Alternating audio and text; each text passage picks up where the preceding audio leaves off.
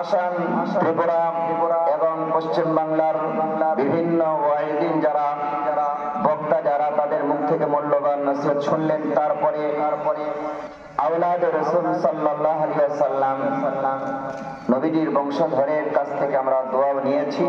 বরকতি মজলিস এটা ইনশাআল্লাহ আখিরে মোনাজাত নিয়ে তবে এখান থেকে যাব, কারণ শেষ ভালো যার সব ভালো তার। সারাটা জীবন আপনি নামাজ পড়লেন, রোজা রাখলেন, দিনের পথে চললেন, কিন্তু মরণের সময় যদি আপনার কালিমাটা নসিব না হয় তাহলে সারা জীবনের জিন্দেগি যত ইবাদত করেছেন সবটাই বরবাদ হয়ে যাবে। এই কারণে ভাই আমার শেষ দিকে যতটুকু আমি থাকতে পারবো, শেষ ভালো যার সব ভালো তার আখির মোনাজাত নিয়ে তবে এখান থেকে যাব। আমি আপনাদের সম্মুখে পবিত্র কালামুল্লাহ শরীফ থেকে সূরা